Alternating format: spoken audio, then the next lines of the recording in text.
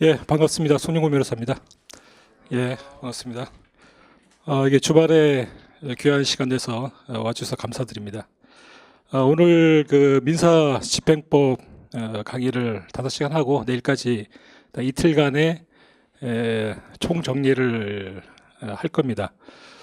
일단 그 집행법 시작하기 전에 이제 광고성 하나 말씀을 드릴 거는, 제가 이제 다음 주에 토요일, 일요일 하고 그 다음 주 토요일 해가지고 총 6회분으로 해서 변시 그 사례형 기출문제 해설을 하게 됐는데요.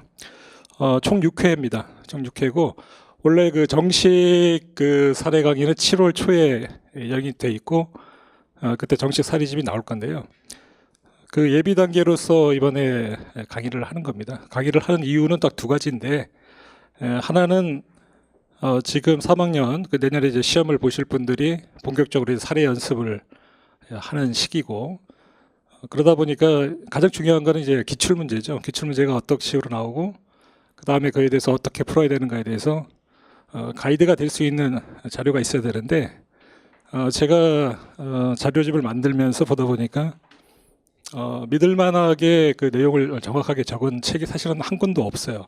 상당히 오류가 굉장히 심하고, 그 다음에 변시 시험에 요구하는 그 답안 작성 방법이라는 게 따로 있습니다.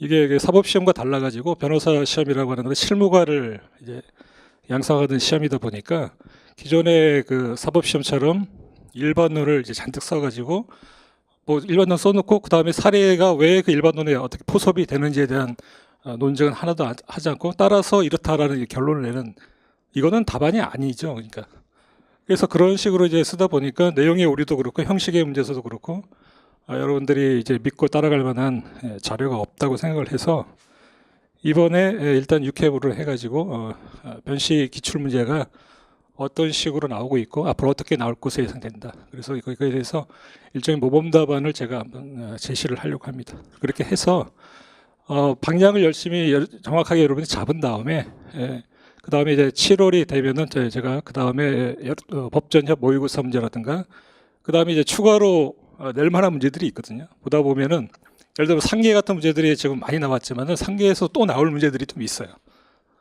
그러니까 그런 걸 중심으로 해가지고 좀 보완하게 되면 기출 문제하고 모의고사 문제하고 그 다음에 중요 파트에 있어서 몇 가지 파트만 정리를 한다면은 사례형은 아마 여러분들 굉장히 좋은 점수를 받으실 수 있을 겁니다.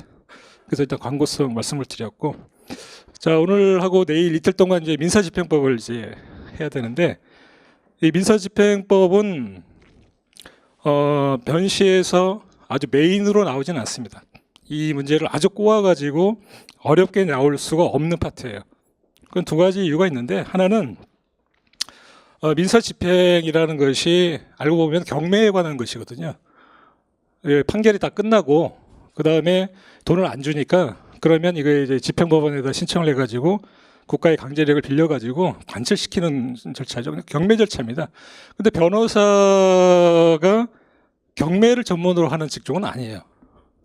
그러다 보니까 집행법에서 나올 수 있는 분야는 우리가 배우고 있는 실체법, 그 다음에 소송법과 관련된 논점만 나오게 되는 것이고, 집행법 절차에 독자적인 절차를 묻는 문제 혹은 그리고 그 관련 법리를 꼬아서 내는 문제 절대로 나올 수가 없습니다. 그런 거 하나 하고, 또 하나는 이 집행법은 그렇게 깊이 알 수가 없어요. 변호사라고 하더라도 예를 들어 경매를 전문적으로 하는 변호사가 아니면은 구체적으로 이게 어떻게 돌아가는지에 대해서 전혀 알 수가 없어요. 교수님이 알 수 없는 건 당연한 거예요.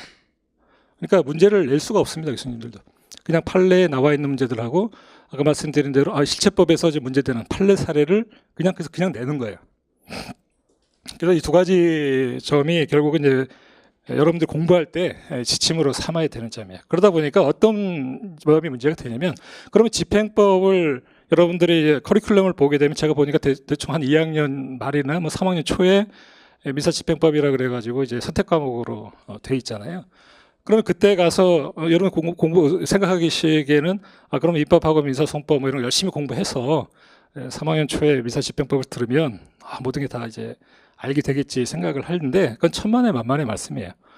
일단 집행법 자체가 아까 말씀드린 대로 그 집행 절차에 관한 내용이 대부분이고, 그 다음에 그 집행법을 이제 공부하고 났다고 해서 갑자기 실체법에 관한 관련 요점들에 눈이 막 뜨이거나 한꺼번에 정리되거나 그런 일은 절대로 일어나지 않습니다. 그러다 보면 어떤 일이 벌어지냐?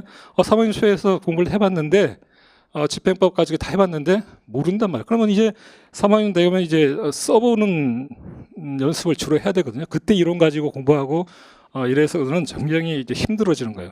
이론이나 이런 것들은 2학년 겨울까지 다 끝내고 3학년 때는 직접 써보는 사례형이나 기록형을 직접 써서 1년 동안 계속 체크해보는 과정을 이제 밟아야 되는 거거든요. 근데 이제 3학 초에 집행법이라고 공부해봤더니 그래서 이제 민법 문제라는 한번 풀어봤더니 못 푼다 이거죠. 그러다 보면은 찍어서 몇 가지 골라서 이제 이거 모르겠다 해서 이제 시험에 들어가죠. 그러면 시험에 안 나오면 좋은데 그런 문제들 꼭 시험에 나오는 게 문제인 거죠. 그래서 제가 오늘 말씀드리고자 하는 것은 집행법에 대해서 여러분들이 제가 작년에 하고 올해 이제 민법하고 수동법을 가르쳐 보니까 학생들이 가압류, 압류란 전부명령 이런 말만 나오면 그냥 사고하는 걸 멈춰버려요. 나 모르겠다 그냥 멀쩡히 다 풀어가다가 하여튼 압류자만 들어가면 그 다음에 딱 스톱. 그 왜 이런 현상이 벌어지냐? 그러면은 여러분들이 민법 문제를 풀 때 어떤 사례형이 나오게 되면은 거의 대부분의 사람들이 이제 그림을 그리잖아요. 어떤 사례가 나오면 갑이 어떻고 해서 그림을 그릴 줄 아는데 이 집행 이슈나 민소법 이슈가 되면 왜 사고가 멈추냐? 그래 소송법은 그래도 괜찮은데 집행법 같은 경우에는 이제 사고를 멈추는 이유가 이 그림을 못 그려서 그래요. 여기서 무슨 가압류가 됐고 뭐 전부명령이 나오고 어쩌고 소유권 이전 등기 청구권에 관해서 가압류를 했고 어쩌고 이런 이야기가 나오면 이 그림을 어떻게 그려가지고 그 채무자가 누구고 뭐 제3채무자는 누구고 이거를 못 그리다 보니까 그래서 그냥 사고를 멈추는 거거든요. 알고 보면. 그러면 그 부분에 대해서 솔루션이 있는 거예요. 어떤 거야? 그림을 그릴 수 있으면 돼요. 절차법, 이 집행법에 관한 이슈만으로 나오지 않아 절대로. 그러니까 낼 수도 없고 나오지도 않아요. 실체법과 결합된 형태로 나오는데 그 실체법과 관련돼서 절차 집행법의 이슈를 그림을 그릴 줄 아면 된다. 갑이 의뢰되면 이 집행 이슈가 이런 식으로 권리 행사가 들어갔다. 예를 들어서 지금 오늘 이번에 다룰 굉장히 중요한 주제 중에 하나가 상계에 관한 거거든요. 498조에 지급을 금지하는 명령을 받은 제3채무자는 그 이후에 취득한 채권 가지고 상계 못한다. 법조문은 굉장히 짧잖아요. 그런데 그거를 제대로 이해하기 위해서는 집행에 관한 이슈가 많이 알고 있어야 돼요. 그것도 그림을 그리는 문제예요. 전부명령이 오고 그다음 70명이 이게 도대체 어떤 구조로 권리 행사가 들어오는데 내가 상계를 하는 건 어떤 구조로 상계가 들어오는 것이냐. 그 그림만 그릴 줄 아는데 그걸 그림은 못 그리면서 대법원 전환입책 판결 봤더니 뭐 자동채권하고 수동채권의 변제기를 비교해가지고 자동채권의 변제기가 뭐 앞서거나 동시에 하면 된다더라. 이건 쓸데없는 것들을 그걸 외운다 해가지고 여러분들이 풀 수 있는 게 아니에요. 이거는 여러분들이 제가 이 기출 문제를 한번 보여드릴게요. 그런 걸 알아가지고 과연 이 문제를 풀 수가 있느냐? 절대로 못 풀어요. 그건 실제로 이해를 못했기 때문에 그런 거거든요. 그래서 이번에 저희가 이 민사 집행법을 하는 강의의 그 목표는 뭐냐?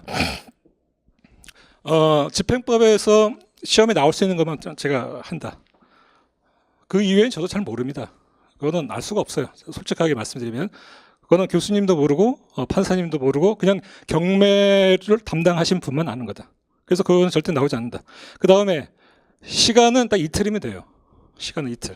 더 이상 할 것도 없어. 그래서 이 이틀 동안에 여러분들이 집중해서 본다면은 민법을 조금 공부하신 분은 이번 강의 2번만 들으면 집행법은 더 이상 할 필요도 없어요. 모든 문제가 나올 게 다 뻔히 보이거든. 그래서 그것만 이제 반복해서 보시고, 그리고 제가 또 하나 권유해 드린 거는 꼭 이 집행법 이슈를 커리큘럼에 3학년 내에 있다고 그래가지고 뭐 2학년 말이나 3학년 학생들이 들어서는 그런 게 하지 말고, 만약에 그 학부를 법학을 전공하시는 분이라면 바로 입학해서 처음부터 집행법을 듣고 실체법을 공부하는 것이 훨씬 좋아요. 그리고 법을 전공하지 않으셨다 하더라도 이제 1학년 정도 지나고 나면은 민법 파트는 한 번은 봤잖아요. 뭐 잘하든 못하든 떠나서. 그러면 2학년 그 프로그램 시작하기 전에 집행법 이슈는 먼저 정리해 놓고 가는 게 훨씬 좋습니다. 그렇지 않으면 판례를 여러분들이 한번 읽어보시면 아시겠지만 판례는 항상 실체법과 집행법 이슈가 항상 사실관계에 섞여가지고 나오다 보니까 그거를 반은 못 읽는 거예요. 반은. 그러다 보면 이제 두 문자 외우고 막 그러는 거거든요. 처음에 그건 쓸데없는 짓들이에요. 집행법 만만한 그 이슈는 절대 아니지만 변시라는 걸 대상으로 만약에 목표를 좁힌다면은 이틀이면 할 수 있는 시험이에요. 그래서 그걸 목표로 해서 제가 이제 강의를 할 겁니다. 한번 교재를 한번 보시면은 자 3페이지에